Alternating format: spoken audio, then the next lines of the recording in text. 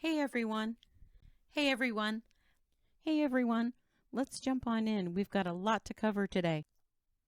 How do you safely melt and pour soap without ruining it? This is the same technique though. This is a little bit more difficult. All I'm doing is a 3-color. So I aim to get the first color, which in the purple was also eventually white. I get the hang of doing this. But you see the dimension as I'm moving it around there when the light isn't hitting it. Those little cloud-looking things are the titanium dioxide and the mica. To the top, the cone that it pours through is filling it all the way. Now I'm barely putting a stream in there. And it just so there you go. I hope this is something you'll try. And if you do, but it doesn't swirl enough to muddy things up. You can't cover an entire layer with this. See how the various colors are just layers deep. They look like you're looking into a little world. I'd be wondering what's going on here with me dumping soap on my work surface. But quickly, I want to explain. It's just a silicone mat, and it's my new best friend. I have done these types just for a little sparkle.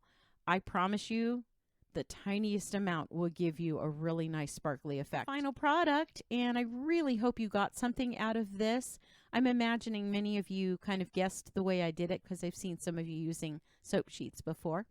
But hopefully you learned something and enjoyed this. The biggest melt and pour mistakes and how to avoid them. Welcome to my beginner melt and pour series. Today I'm going to help you choose a melt and pour base that best suits your needs. You see me adding kale and clay. That is, I think I ended up with 4 teaspoons. So that was my bad. It's a gorgeous mica. So here we have some of these crystals finished. I don't cut all of them on video. I wanted them to be about that shape, but thicker and a little bit bigger. So my channel's very new, and so just getting going. So I hope you try these. I think they turned out beautiful, but more importantly, they're never going to bleed. The colors are as they are now, and they will stay. Old-fashioned oats, those are the same thing, but you will see them labeled differently. Steel cut, colloidal oats, all of those will work fine. The ones you want to avoid are instant oatmeal. Never, ever use that. Or quick oats. The effect that comes out after when I pull that off is so cool. Just that alone was really neat and fun to play with. And the activated charcoal soap at about 130. Normally I would pour at 133. Probably do at least a light right there. At least a light beveling on the back. By the way they talk about their fragrance oil. So that's one of the reasons I redid this. The other is I just was dying to do these in other colors. They're fun to make. They're really not that difficult. It makes it feel like one piece rather than a bunch of individual layers. If you haven't tried this tool, I recommend getting one and trying it because it's fun to play with. If you have, please let me know. I would love to see what you've done with this. And then while it was in the mold, scored so that as I pulled it out of the mold, it wasn't tugging on that top layer. Along the edges, pour the whole thing in there. This one, the second blue, I made sure it was at 120. I'm not perfect with it, but look at how the camera picks that blue moon up. It's gorgeous. I'm going to be placing that in my heat-safe pitcher and using my heat-safe stirring tool.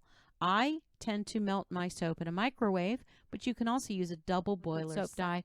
But if you combine that with other colorants, you are likely to have bleeding, and the color will disperse throughout the soap and not play nice with the other colors.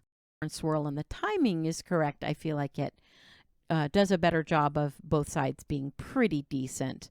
The ends are always a little bit less exciting than the middle to me, but someday I hope to get better at doing that and put up like what the name of the fragrance, how many ounces of soap I'm using.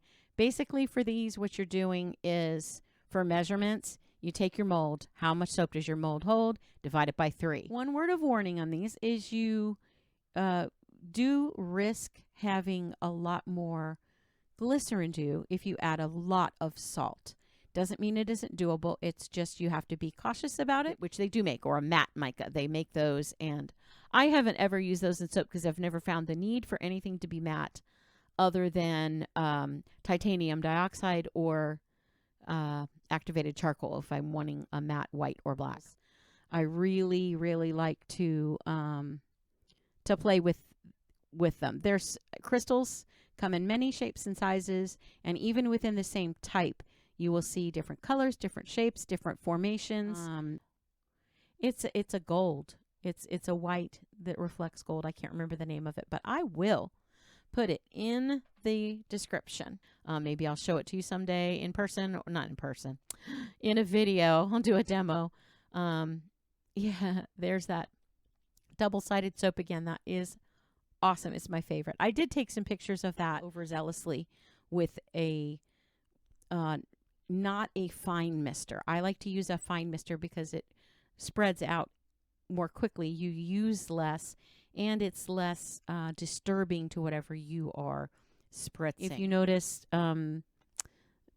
the originator of the design even mentions in her tutorials that you want to pour along the edges first, mostly to avoid pouring through too soon with the other. As we go, I'm going to tell you a little bit more about remelting soaps that you've made and what can help or hinder that process. About this soap base. Now, oh, phooey. I totally forgot it. It just left my brain. This is what my brain is like this week. So again, I'm just putting in these crystals, but I like the way it came out. It kind of puts a I don't know, just a different twist on it.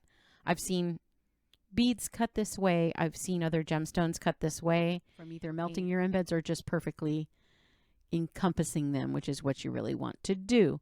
I have wanted to melt them on purpose sometimes, so there's that too. And I couldn't resist because I am weird. So the clear layer set up completely before I added that blue. That's why I can pour it that hot without any worry that it's going to melt anything that's going to change the color or the design. Clear. But this just goes to show you that you can make really cool clear soaps with the basic and get a great result. Those are cute as can be. I'm not sure if it would go that far, that wide. I don't know.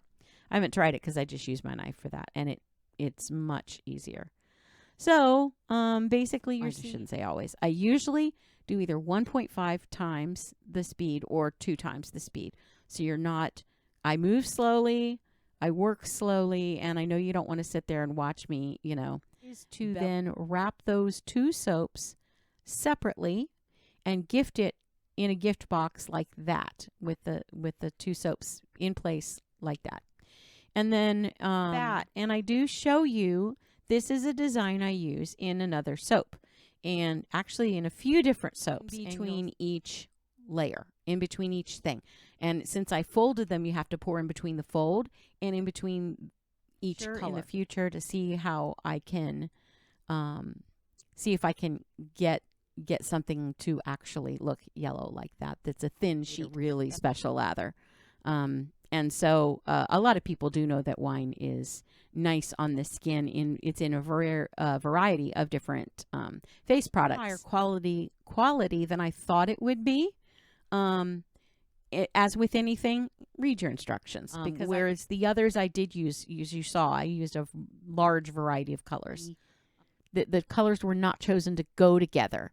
So I kind of fudged it a little bit to get them to go together, as you'll see when I box it. A lot of fun making them, and I show them off a little bit here to you. I'm gonna I do have a few Lightbox pictures, not a ton, but I show you. Now what? So you have a big sheet of snowflakes. You're gonna cut around each one of them, each detail. Yes and no. On these tutorials, I'm really grateful for you. I'm up to 1,500 subscribers, and I'm just thrilled. If you are so inclined, I'm now also there. You go. I hope you enjoyed this and got something from it, and I hope you enjoy whatever holidays you celebrate. Thanks. Bye.